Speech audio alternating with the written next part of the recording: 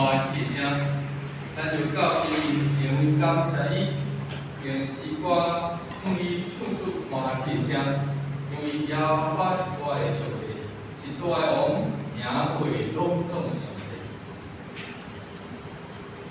这时，咱要来吟诗，圣诗第56首，圣诗56首，必然会上咱一日来56首。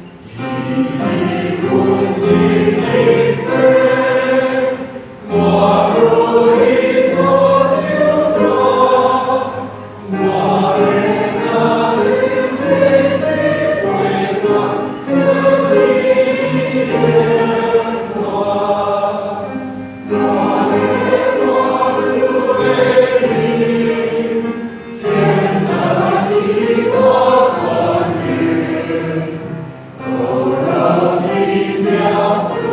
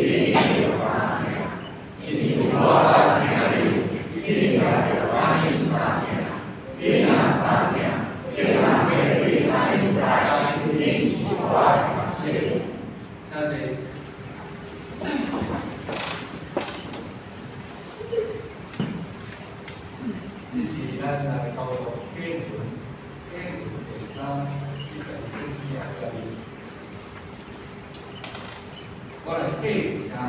这个。摇花阮的厝啊，月亮不断地照向东方，你将你的灵光摆设天里，对边仔甲墙边的树建立联力，要互你的甲我关系的情节，我看你的天，你的手所做的，甲你所爱的对的心。世间人是啥物？你少了你，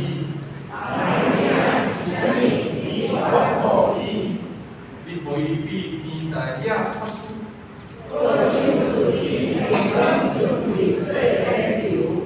你说伊管理你的手所做的，就是一切牛甲牛，风中的者。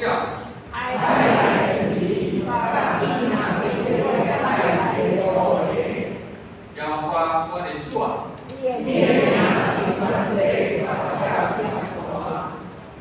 是咱三角的祈祷。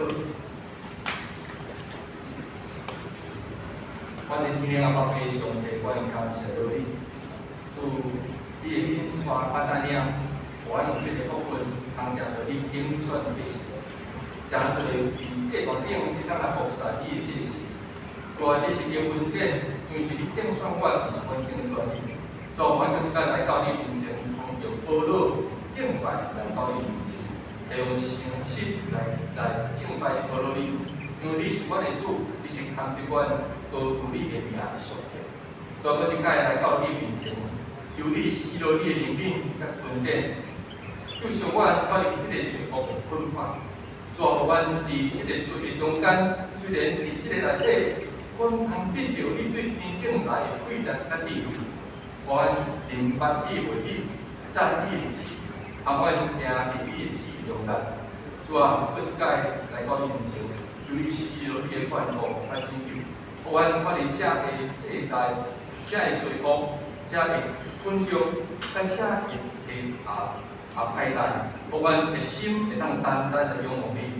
主啊，愿你圣神因带等了阮。互阮的内底有一换心正直的灵，会当伫你面前通受到你的管教、照顾、教示。主啊，你保守阮阮保守阮家己，会当伫你面前通得到你的重新塑造、重新来教示阮爱安怎行、安怎做，才会当下伫你的旨。愿你圣神今仔日降落伫阮的中间，甲阮同在，互阮会当对。你的仆人会会中讲出你的教示，也互阮所讲的、所听的，拢平平得到利益。阮搁一摆来到你面前，又叫你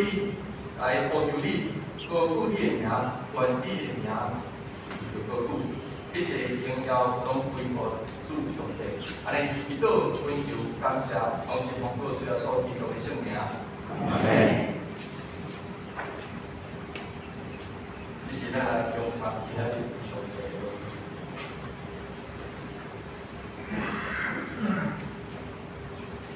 今日的圣经用的所在，个所在是记载伫创世纪第1章第60到68节。我来用大意汉语本来读。上帝讲，咱着做人亲像咱的形象，照咱的款。互伊管理海里的鱼、天里的鸟、甲精星、甲泉类，以及地地上得sau的虫花。上帝就创造人，亲像伊家己上，照上帝上创造伊，创造因男的、女的。上帝所因，上帝佫对因讲，叫生看真多，充满伫地上来海难伊。也着治理海里的鱼、天里的鸟，甲地上一切所行动的画面。佫一位记载伫新约圣经分岛故事第4章第1节到第2节。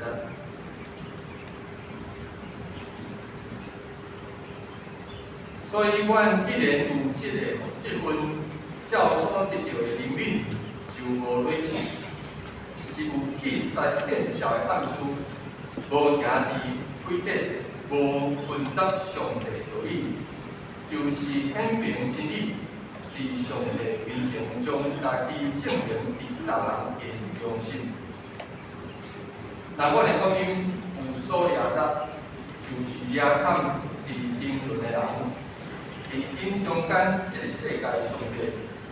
互毋信的人心深迷，免得基督应显的福音提供一种照应。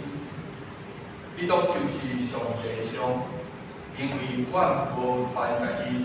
是传基督耶稣做主，也阮本身着基督做恁的罗卜，因为上帝捌讲，光着对阿面出来，伊也有照伫阮的心，互阮对捌上帝的恩典，就是对耶稣基督显明的来日光。若是阮有这号宝贵本地婆的器具，是要互极大的原灵做上帝，毋是出于阮。阮凡事受患难，若是无分别，未来也无失望，遇着困着也无受放散，受拍倒也无死失，身躯常常带着耶稣的死。互耶稣的话也会显明伫阮的身躯，因阮遮的话题豆豆为着耶稣来交付的死，互耶稣的话也会显明伫阮的死的肉体。安尼就死极力在行伫阮，活极力在行伫你。以上，伊是班来。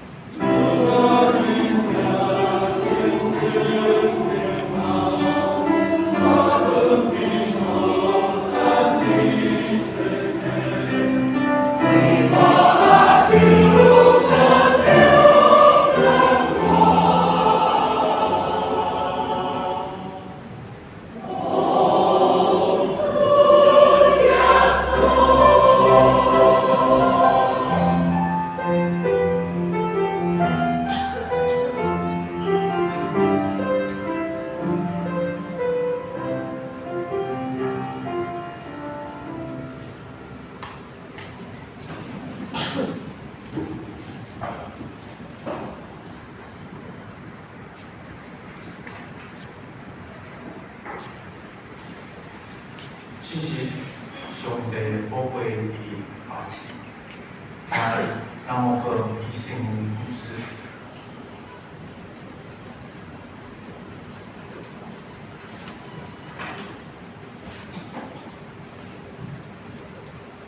神刚刚马布隆平安，很高兴有这个机会啊，今晚有这个机会来到咱的教会来敬拜上帝。因为我的台湾话唔是足好的啊，敢若会使聊天的时阵来使用咱，所以我得用咱共同的语言。中文来讲话，让移动来明信息来打杂在在也老师提供因为在30年以前，我也被总会的原先派到延平和平教会，那个时候不是说你可以用中文来讲道，可是我到台上看到延平那边比较偏僻一点点。看到下面都是很喜欢，我说如果讲中文，他们一定听不懂，然后就念我的讲道稿，念40分钟，然后结束以后呢，就问那个年轻的执事，问他说：“那牧师讲的怎么样？”我说：“不是，你讲到的内容很丰富，让我容易很多。”所以为了上天的话，让大家都听得懂，想用。共同的一种。如果说我最舒服的语言是什么？就刚刚跟大家打招呼的阿美族的语言，我相信那是台湾话的之一，台湾话的之一。因为在我的生命里面，台湾语台语呢有2种，一个是漳州的族群使用的，一个是黔州。所以到底原住民要写哪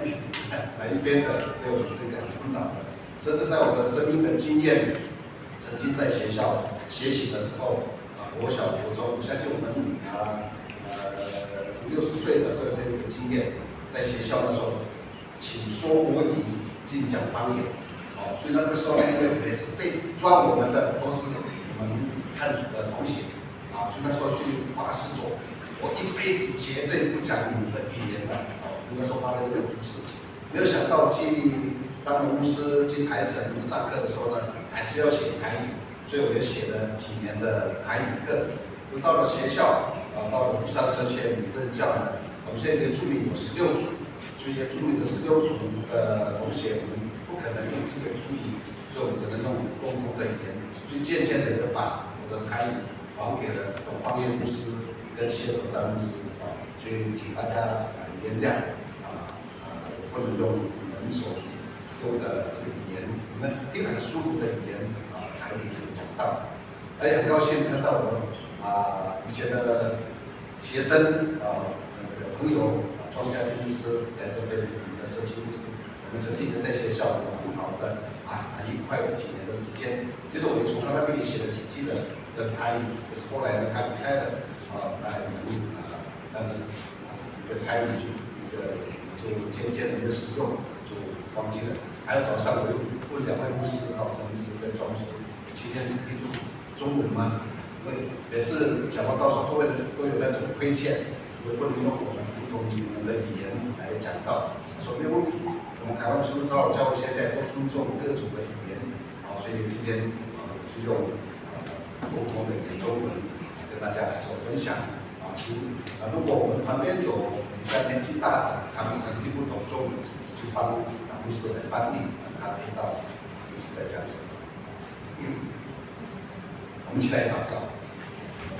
天父，我们谢谢您，因为你恩典的恩赐使我们能够打开你的话语，让我们从你的话语当中看出你是那么的爱我们。也求您这个时候也打开我们的心眼，让我们可以看得懂、听得懂，带我们所说的要对我们所说的话，所以我们就把这段时间然后交托在你的手中。感谢主，垂听我们的祷告，我是奉靠主耶稣的名，阿门。有一个故事这样说是关于泰国曼谷有一尊很大的这个佛像它是世界上最大的一尊佛像，而且它不是只有很大，而是用黄金纯金打造的这个神像。那么这一尊金佛像呢，它是在1300年到1400年之间，也就是所谓的13世纪跟14世纪所铸造的一个佛像。那么在那样的一个年代，13跟14世纪还是社会动荡不安的一个年代，因为一个国家去攻打一个国家，一个民族去攻打一个民族，在争夺国家跟国家争夺这个土地，或者去侵略这个国家的时候呢，泰国人他们为了要防止这个金佛像被入侵的敌人把他们拿走带走，所以他们就想出一个方法，他们就用那个泥巴把它涂在这个金佛像的外面，涂了一层希望能够外面的人不知道怎么看起来，它好像一尊普普通通的佛像。那么经过了很长久的年代之后呢，以后的人就忘记了这个金佛像，以为它只不过是一个普普通通的泥佛像。但是在1995年的5月，也就是民国的84年5月份，他们把这个金佛像呢，要把它搬到这个曼谷当中去敬拜。那么在运送的这个过程，忽然间这个金佛像从卡车那边掉下来，掉下来以后呢，那个他在身上的这个泥巴就被剥落了，他们才发现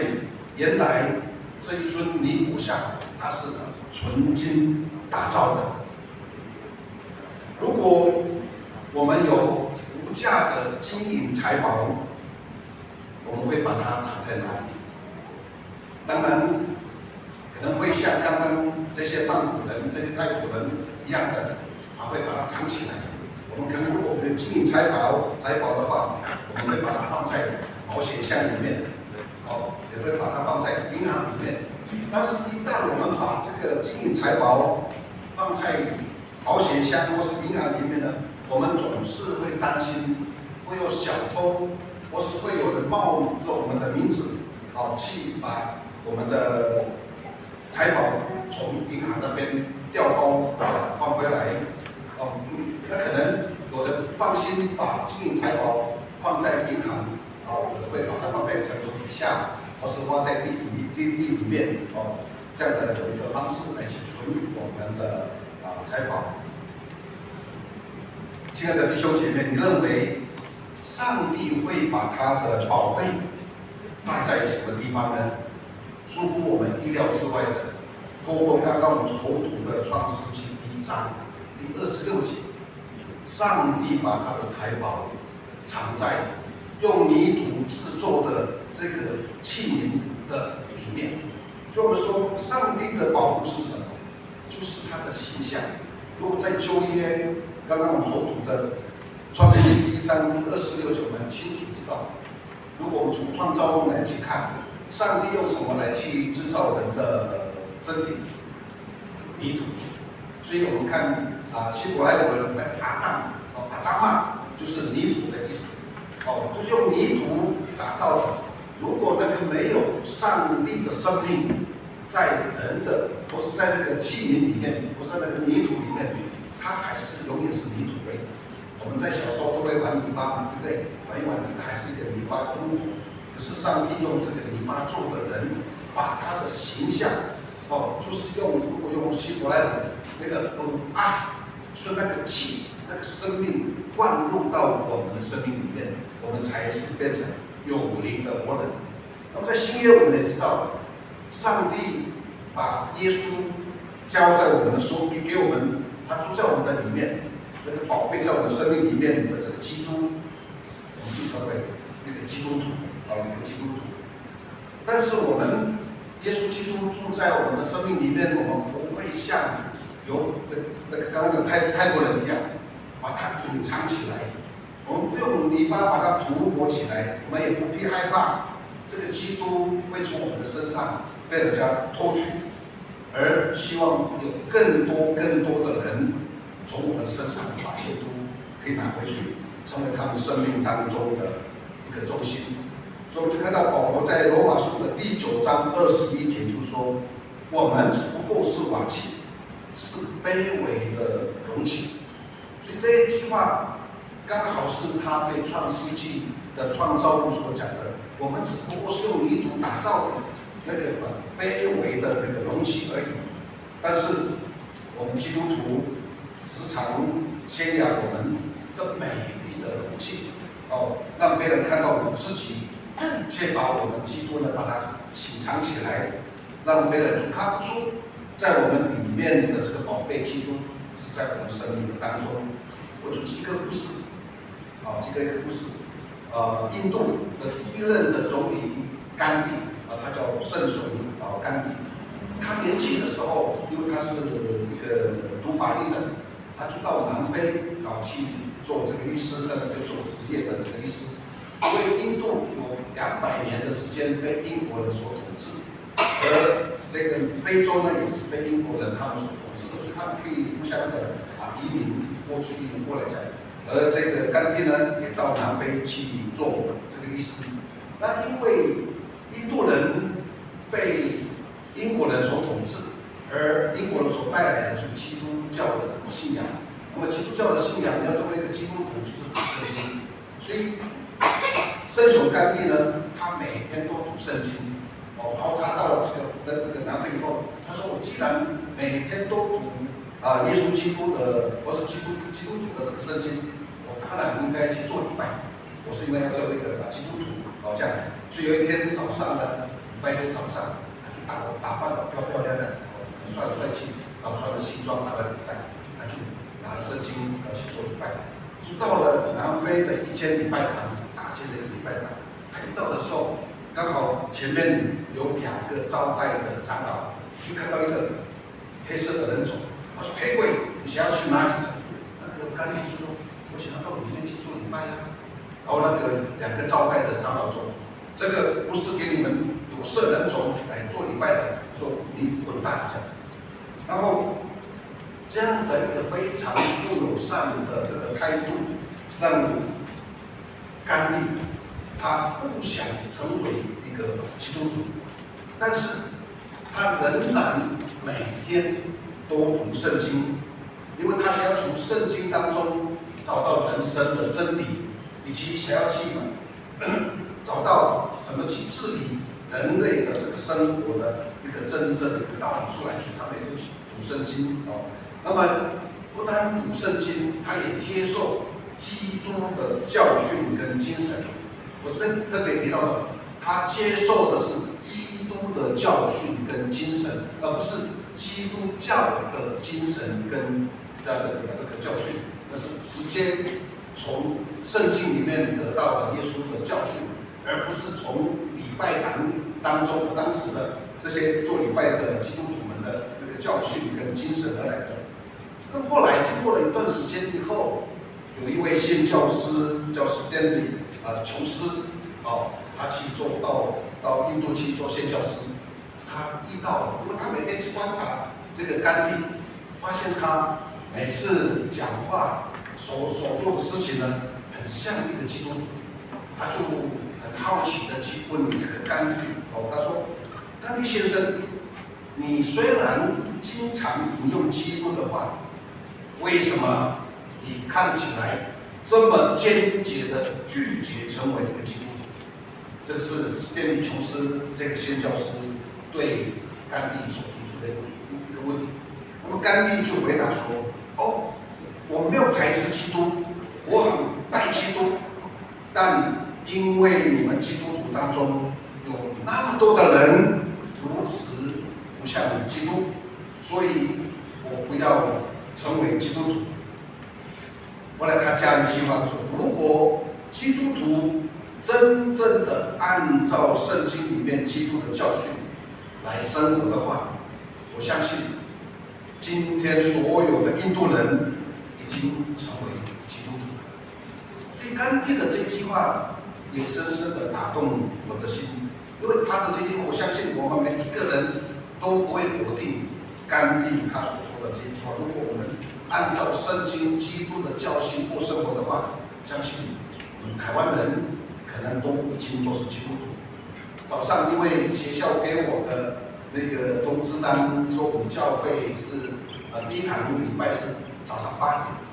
所以我跟师母早上7点半就到了礼拜堂的对面。后来我在查我们的网站，原来是9点半。那么我说反正还有一段时间，我就带师母跟师母一起逛。我们看到鹿港这边有一间，那是很多的牌子都在叫什么？你们不会陌生，叫地藏王，对不对？地藏王是管理死人的一个地方。那我们基督徒应该要是对活人的尖叫。如果我们有像甘地所讲的，我们每一个基督徒都按照基督的教训来过生活，我相信我们鹿港这个地方，这个庙也很多嘛，对不对？他们都可以变成基督徒。然而我们有很多的时候，基督徒呢，把基督把它隐藏在我们的瓦器里面，让别人看不到很真实的基督。因为有很多时候呢，我们做见证，常常把重点放在我们这个瓦器的身上，而没有把上帝怎么样对待我们，又为我们做了什么事情，很诚实的把它说出来。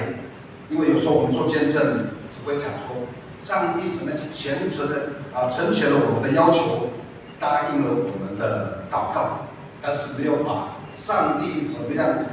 对待我们，又为我们做了什么事情，很诚实的跟世界上的人做美好的一个见证。所以这个是我们第一个要思考的。上帝把他的宝贝放在我们这个最不起眼的、容易破碎的、容易卑微的这个瓦器里面。这是第一个跟大家来分享的。第二个，那么瓦器要做什么？瓦器要做什么？创世纪第1章第28节，我们看到，当他把他的形象注入在人的生命里面，又让他们安居在一个地方。28节说，上帝祝福他们，让他们去管理这个世界。就好像弥迦书第6章第8节所讲的，这是我们第30年前任的院长高金牧师他最喜欢的一段话，因为他到学校去教导学生，他常用这一段话。弥迦书第6章第8节说：“你们要行公义，好怜悯，存谦卑的心。”那如何持守这样行公义、好怜悯、存谦卑的心呢？他后面那一段说：“要常常与上帝同行。”如果我们没有常常与上帝同行的话，可能会受到这个世界的诱惑而离开了这种行公义、好怜悯、存谦卑的心。所以罗马书的第12章，保罗当把基督教的信仰完全的做一番解释了以后呢，在12章罗马书第12章的第1节，他说：“你们不要被这个世界的任何的思想所引诱，你们要心意更新而变化。”这个也是弥迦书第6章第8节所提到的，要行公义、好怜悯、存谦卑的心。重要的是要常常与上帝同在。然而，在保罗的生命的过程，这个瓦器，我们在做上帝跟上帝同工，要去行公义，或是去管理这个世界的时候，因为我们是一个最卑微的一个瓦器，一定会遇到他在这边所提到的第8节到第9节。或是从第7节到第4节所提到，遇到许许多多生活的这种困境因为瓦器是一个不堪一击的，或是呢瓦器是容易破碎的一个器皿。所以保罗在第8节到第9节就提到说，我们虽然四面受到压迫，却没有被压碎；心里作难，却不至于绝望；受到迫害，却没有被丢弃。打倒的，却不至于死亡。所以，一个真实的瓦器，一个真实的基督徒，会经历一些像刚刚保罗所提到的这样的一个情况，我们会四面受敌，因为我们基督徒是活在这个世界上，我们会遇到跟基督教不一样的这个信仰的人，也会受到他们的挤压。可是保罗他说，虽然受到各种的压力，身处的空间受到这样的压缩，也时常会感觉到危险，没有安全感，喘不过气来。可是因为我们有这个宝贝放在我们的瓦器里面，具有了这样的一个莫大的这种能力，是出于上帝的，不是出于我们人。第7节保罗所讲的，我们能够去做很多的事情，不是因为我这个瓦器在做，而是在背后的，或是赐给我生命的那个能力的上帝，我才能够去做。瓦器是什么？很明白的是，就是我们这群信主的人。那么刚刚也提到，瓦器所表明的，就是一个很卑微的、没有价值这样的一个器具。甚至呢，这个瓦器它又很容易破碎，很容易脆弱，它也不能承担什么。保罗在他的生命里面呢，他非常清楚，我们跟他的使徒们呢，他们都知道，我们这个瓦器是非常卑微、脆弱的，我们不能承担很大的责任。因为人性是容易灰心，遇到问题很容易灰心、失望、丧志，甚至很容易放弃。这样的一种性格，这样的一个性情的瓦器，怎么能够去承担上帝的这个工作呢？可是保罗说，这个瓦器就是要显明上帝的大能，而我们能够做事情，而不是出于我们，乃是出于上主他自己的一个能力。所以他就常常用这种话来去勉励他自己，也勉励他周边的，甚至也用这句话来勉励我们。希望我们能够通过这样的保罗他的经验，告诉我们，虽然我们这个瓦器会遇到许多的不容易的事情，遇到很多的困难，或是生活的这种压迫呢，然后我们身上有耶稣基督的生命，我们去面对这样的一种生活。所以第3个要跟大家一起分享的是，瓦器除了要显明上帝的能力以外，我们也要做美好的一个见证，就是瓦器的一个见证。所以上帝把他的宝贝放在这个非常脆弱的瓦器里面，不是为了要长长久久的把这个宝贝呢把它藏起来，而是要为了显示上帝的能力和他的荣耀。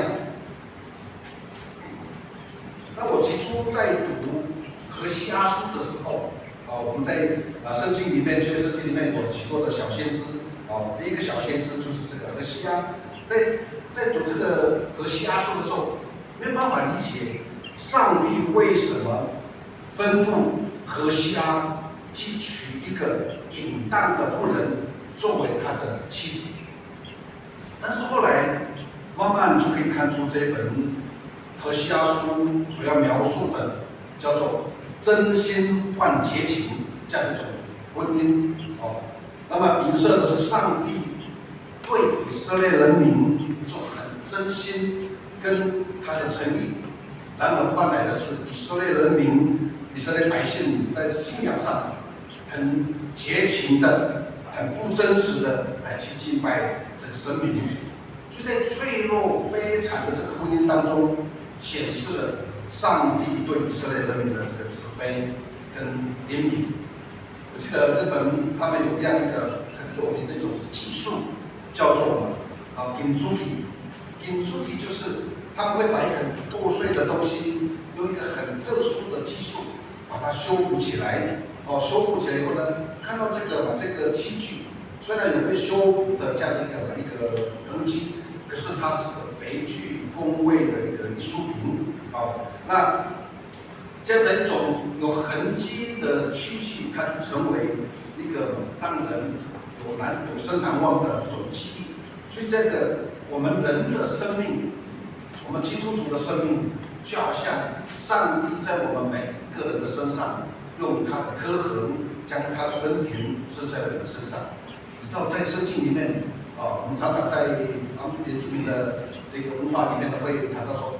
因为最近很多的年轻人，看很多的年轻人不知道我们老人家会有没有这样的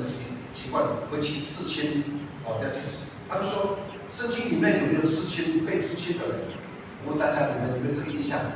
圣经里面有一个就是该隐，因为该隐那个亚当跟夏娃生了孩子该隐跟雅各，一个是做农的，一个是牧养的。有一天他们献祭，献祭，上帝喜欢接纳了雅各的所献的祭，而上帝是拒绝了该隐这个所献的，其实不是他的记录不好，而是因为他的心地不纯，不纯呢，把他所栽种的这个植物呢献给上帝，所以他就嫉妒他的弟弟，就把他的弟弟雅各杀了。那么杀了以后呢，上帝把他赶出伊甸园，他说：“你把我赶出去，看到我的人都会把我怎么样杀死。”上帝说：“因为你做了这个事情，但是呢，我还是原谅你，所以他就给他一个记号，在他的头上弄了一个印记。所以我说，在圣经里面，第一个被文面的人就是这个该隐。所以我们每一个人的身上都有这样的一个金珠体，就是那个印记。那么我们每一个基督徒什么时候都有那个印记？就是我们在受洗的时候，上帝就把那个印记挂在我们的身上，这个身上。所以这个就是上帝的恩典，那么在何西阿的这个经验里面，虽然他娶了一个淫乱的、淫荡的这个妻子，可是上帝透过这样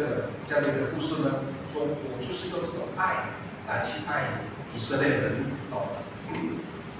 因为从这样的一个痕迹当中，也成为我们美好的这个见证，甚至是我们常常会唱一首歌叫做《恩典的记号》。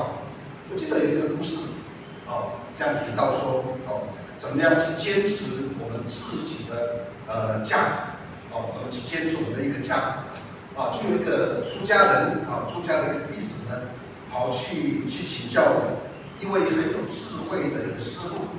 因为他跟这个师傅，每天都跟着他，那么也常常问他的师傅这样的一个问题，他说：“师傅啊，什么是人生真正的价值？”那么每天去问，所以他的师傅就很烦。那么有一天，他的师傅呢知道这个徒弟会再问这个问题，他就从房间里面拿出一块石头来，就对他的徒弟说：“你把这块石头拿到市场去卖，但是呢，不要真正的卖掉，只要有人出价就好了，知道它的价值就好了。讲看看市场的人出多少的钱来买这块石头。”那么这个弟子他就顺着他的师傅的话，就带着这个石头到市场上。有的人说这块石头很大很好看，就出2块钱；有人说这块石头可以做这个正途，他就出了10块钱。结果大家七嘴八舌的，最后呢可以卖到10块钱。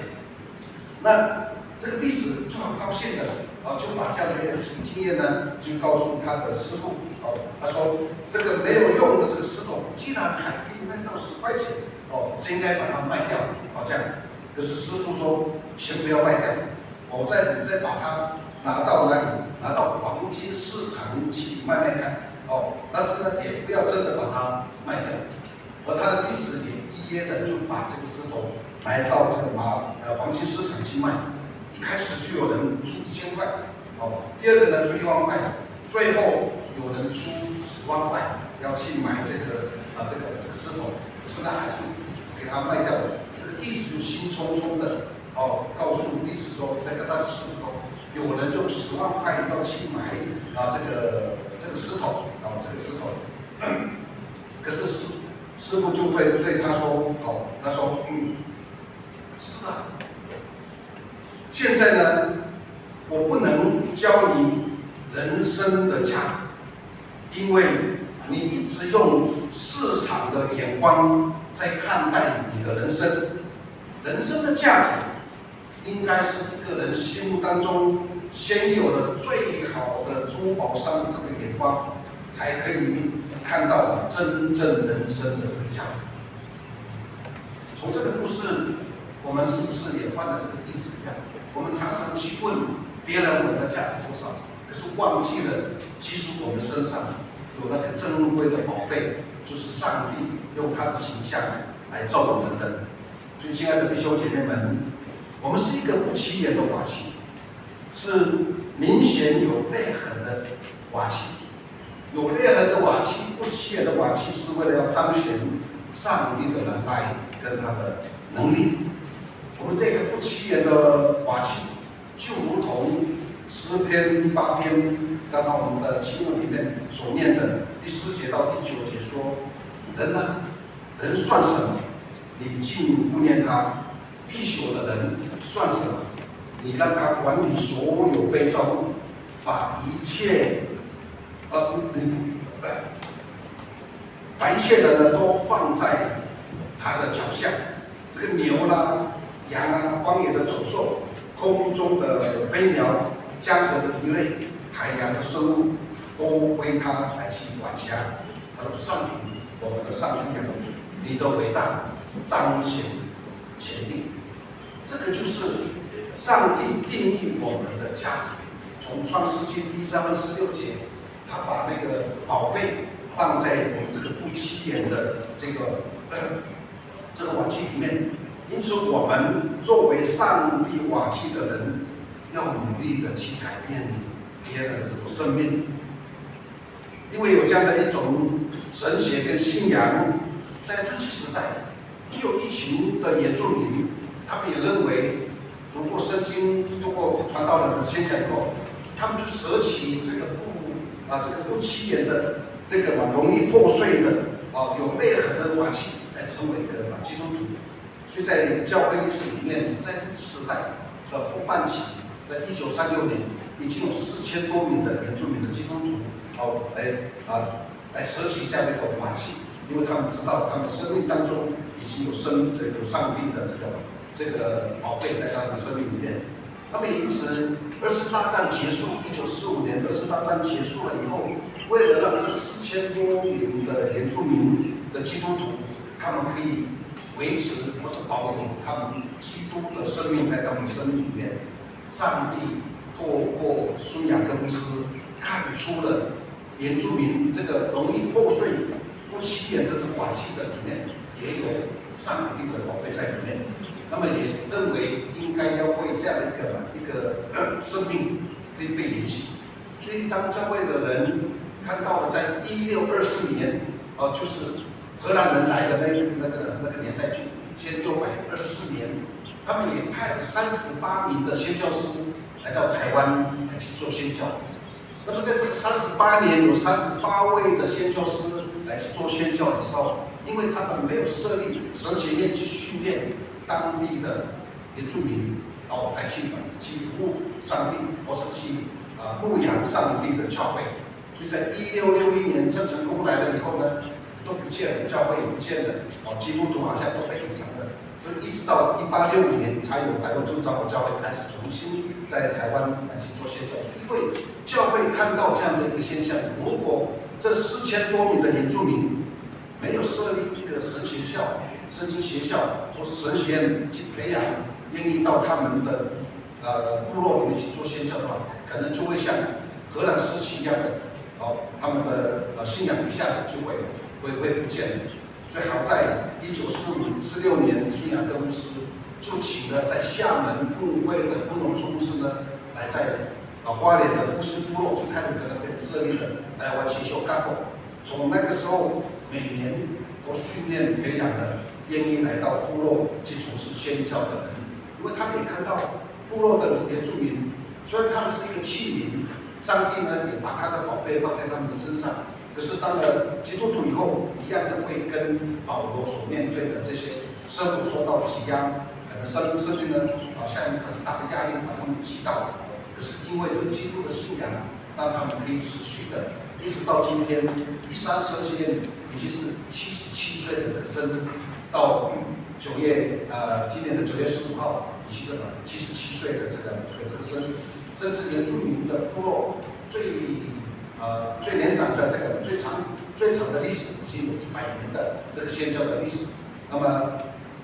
也是因为借助孙雅各牧师跟一群愿意服侍原住民教会，培养原住民部落的领袖的人，他们愿意牺牲奉献他们的生命，在137圣殿来从事这个神学的训练。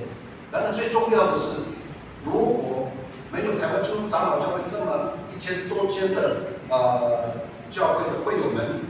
每天为这个神学来祷告，像早上祷告会的时候，牧师就提了为137圣殿来祷告，这是祷告的能力，可以让我们信仰会持续的。所以你们的祷告、你们的支持、你们的贡献，让这所神学院从1946年，相信在2023年再继续往前面去，可能到基督再来的时候，他还是永远的来服侍上帝。那是因为有我们弟兄姐妹的爱心，有你们的祷告，甚至有你们的贡献来支持这个所神学院。所以我代表137圣殿来谢谢我们的教会，弟兄姊妹们，因为你们的祷告、你们的爱心跟你们的支持，使这个神学院能够持续的来去培养原住民的传道人，让他们回到部落，可以从事很好的这个信仰跟神学的这个培育。如果没有你们，我们相信在好几年以前，这个神学院已经不见了。那么虽然你们没有在137圣殿跟我们一起从事神学的教育，然而透过你们的祷告，也透过你们的爱心跟你们的贡献，你们就跟我们一样的，在花莲很美丽的礼堂的旁边的137圣殿，跟我们一起从事神学的训练。如果你们想要知道137圣殿长得什么样子，我相信庄家进牧师，你们是清楚，他在那边曾经有过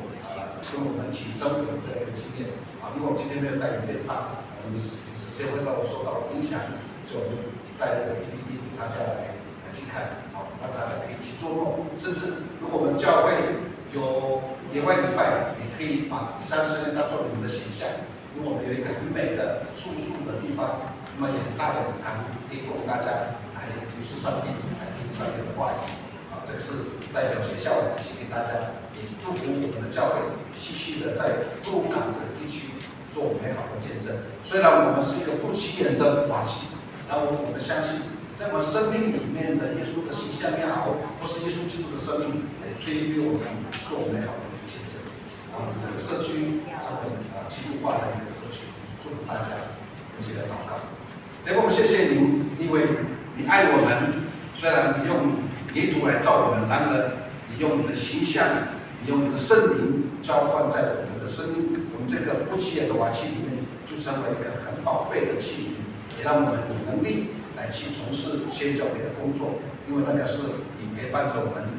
也是你让我们得到这样的一个能力来去做你美好的一个见证。所以谢谢主，我们也相信你会在鹿港教会成为他们最有力的一个支柱跟最有力的催逼者，因为你的圣灵常常与这些教会同在，不单是有幼儿园，也有很多的协会的这种工作，帮助社区的人更加的透过这样的一个启示来认识耶稣基督，来认识上帝是我们的创造者，是爱我们的。谢谢主，你垂听我们的祷告，祷告是奉靠耶稣的名，阿门。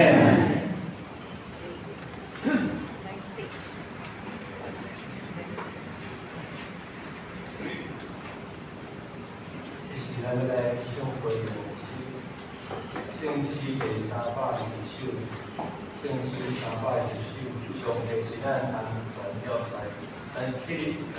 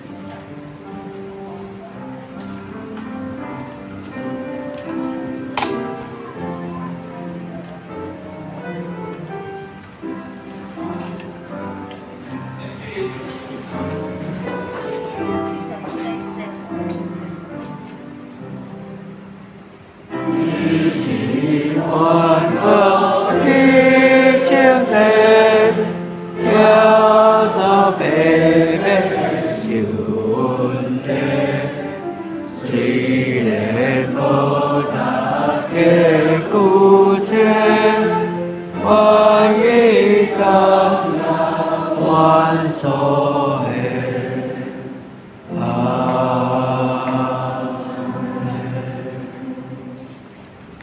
大家，一起报告台湾地震事。各位兄弟平安。平安。伫报告的第新来谈，今仔日题目记载伫哥林多后书第4章第7节。大意汉语咱做伙来谈并请。但是我有接受宝贵，肯定我的庇护，是要我明白关联做上帝，毋是出去玩。但是我有接受宝贵，肯定我的庇护，是要我明白关联做上帝，毋是出去玩。而我们一起来练两遍请。我们有这宝贝放在瓦器里，要显明这莫大的能力是出于上帝，不是出于我们。我们有这宝贝放在瓦器里，要显明这莫大的能力是出于上帝，不是出于我们。大部分的时间都代表超国在当中来理，咱来开后面。就讲的活动。礼拜五暗时8点有120班的练习，礼拜六暗时6点有儿童品格营，礼拜六暗时7点有职场团契的聚会，礼拜六暗时7点有提摩太家族的聚会，礼拜六暗时8点50有敬拜团的练习，礼拜日下晡7点有学生团体甲青年团体的聚会，礼拜日上午10点有少年团体的聚会。每个月第2礼拜到第4礼拜日上午10点有妇女团体聚会。消息报告：今仔日是玉山上学院学生主日，也是圣降临节，欢迎学院每日。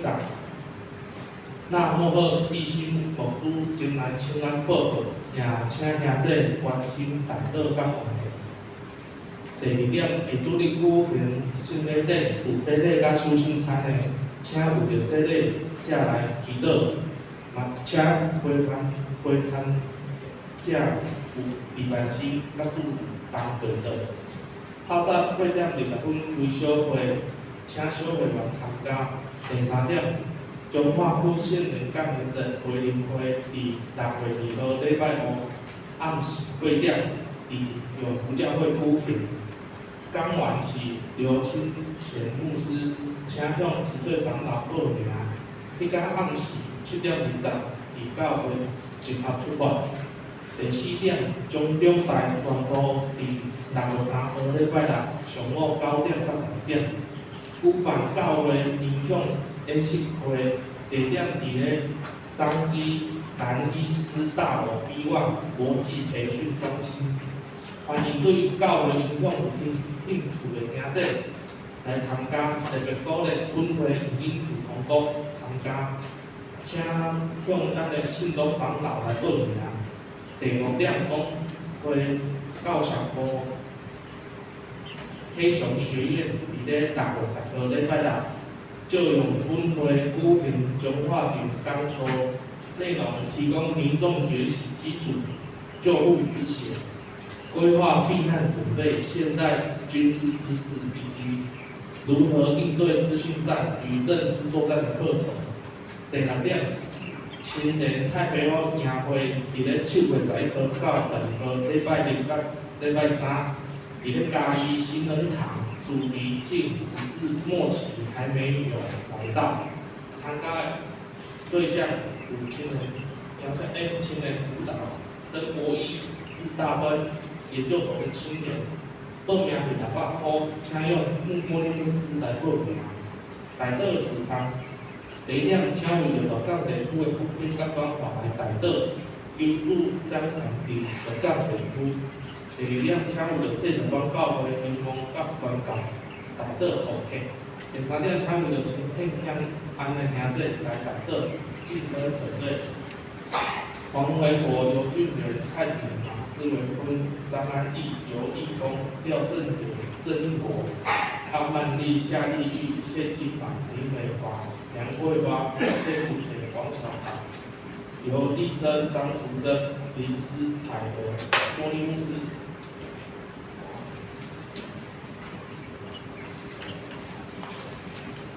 会议报告，请马后问题向后边的柜台来进行以上报告。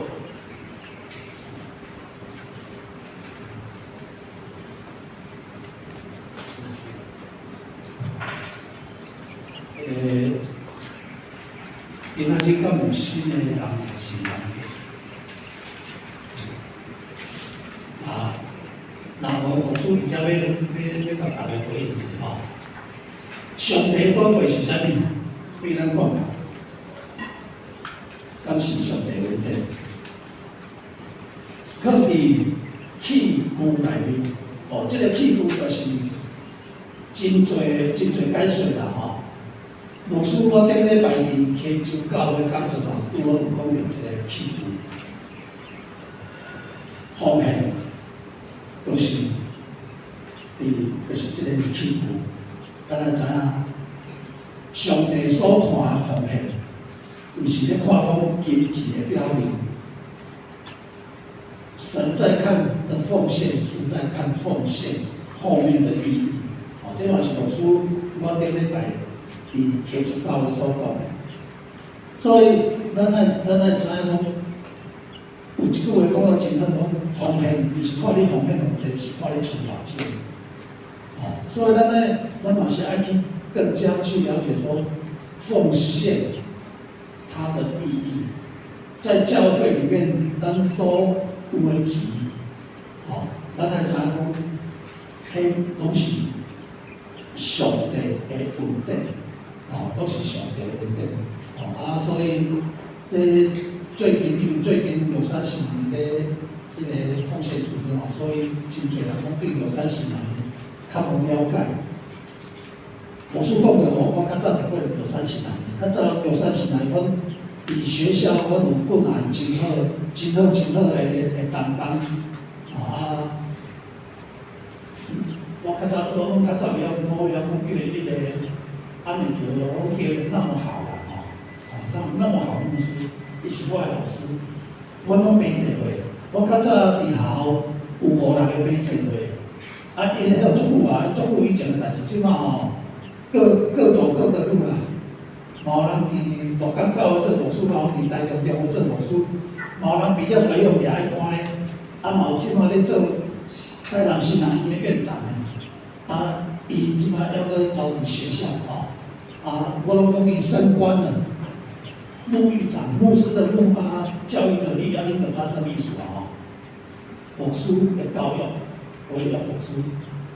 我顶礼拜我咧甲求签，我伊即马升官了，咧甲官人洗澡，沐浴啊，这些不为沐浴啊，我讲，你现在升官怎么升到在管人家洗澡那你就知我到怎么走好的，我是讲的，无抗民，没有和原住民生活在一起，你真的不了解原住民。我们所看到的原住民是我们所看到，但是当你和他们生活在一起的时候，你们才会知道说什么叫做原住民。某书比较跟他们说，为原住民和我们一模一样，没有什么不一样。我们原住民有缺，我们有缺，原住民有缺，因为咱北北都是上帝所创造的。所以咱伫台岛，特别是因的需要点管，我嘛是因为我读过玉山神学院，才会安尼讲。但是我要大家知道，玉山神学院它是一个很漂亮的学校，它就在鲤鱼潭旁，很多人去那边看了之后就不想回来了。真的鲤鱼潭非常非常漂亮。鲤鱼潭嘛是我较早伫读玉神几年中间，我大拢走去鲤鱼潭在那边走来走去的，我在走来走去都会碰到很多学校的学生，他们也是很喜欢那个地方，都证明我书较早伫迄个所在更是足济，所以伫迄个所在，咱袂当看到讲上帝的宝贵，嘛是伫遐。底下让找到很多很美的一些历史。那个咱们其实，在我们台湾原住民的历史里面，要知道就要去玉山社区，因为遐咱像长众16族，哦，他照我说，他是我算是稀有动物嘛，哦，因为我是属于汉族啦，哦，汉族，哦，咱们通常感觉讲原住民好像。啊，咱两三个啦，我伫迄所在，我就是安尼啦，我嘛是讲电话一边啊安尼吼，啊所以特别即个伊是我的老师，伊较早嘛是讲教我了解原住民，种种拢是对伊遐来，因为较早他就是在最主要我的印象是介绍原住民各族的原住民，啊，了我还了解真正原住民，不是咱想象的原住民。比我们还要早生活在台湾这块土地上，好，我刚刚在请大家。是老师只那个合同后果哈，因为台湾武功有交换式信息从化干嘛有事的哈，所以那边体验如何的后边，后面的后边加的这个表格哈，这个表格，所以咱得让大家来常客哈，看清楚。今仔日是信息干年节，所以顶礼拜，甲后礼拜我拢会讲伫信息传递信息的部分吼。过来就是咱消息报告的第3点，信息干里面的回应会，咱因为疫情的关系，所以足侪聚会拢无举办啊。我希望特别咱两日同工爱来参加这回应会。这个江苏刘金潜牧师。伊是我的新学期论文，甲我批改上重要的迄个牧师就对啦吼。伊是本身嘛有足有才华，伊若是一个牧师吼，伊嘛做外口的大学的讲师。伊的弟弟嘛真出名，应公伫台中吼，叫做刘清燕吼。小朋友较熟悉，每礼拜六咱的评价名头前放好像读书会内底迄个查甫。老师大叔叔就是刘清燕，就是刘清简牧师的弟弟所以咱就知影讲，因拢真有才华，上帝的恩赐所以希望咱今仔日礼拜三就是伫咧热闹讲迄个去啦顶我希望咱有一个人数啦，大部分中华区会班的聚会拢有固定啥物时阵嘛伫迄228伫圣神伫迄个秀兰州，过来就是这过来8月到10月就是宗教改革，希望咱伫这个区会用心咧组织，为着要请啥物讲师，咱嘛会当伫这个中间来参加，来得到利益每一摆拢会介绍讲某一教会，我想迄个时阵就是足有与有荣焉的啦因为我常常看某一教会拢无输起来去来的啦。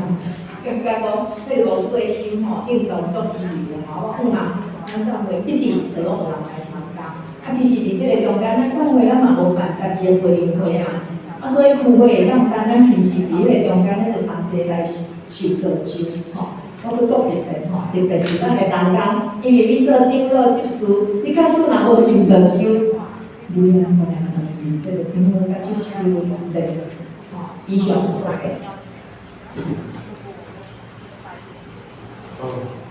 底下嘛，又再一次来欢迎那么分一期牧师来为牧师来开闭。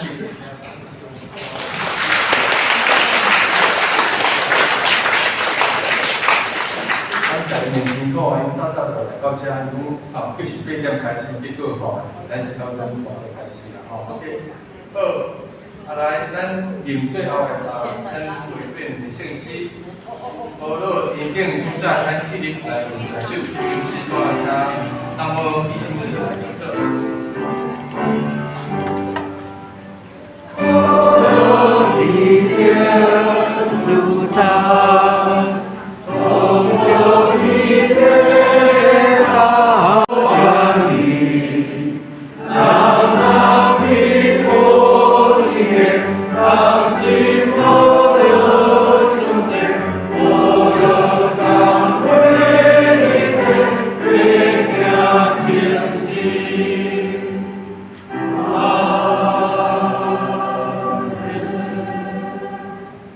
Nanay, mari kita menantu ang ayo tapang Yes. Atau ulang kawas atau didikap untuk bangun sarang adimo. Yen主耶稣基督的恩惠、上帝的慈爱以及圣灵的感动、交通与帮助，在你们每位弟兄姊妹同在，从今直到永远。阿门。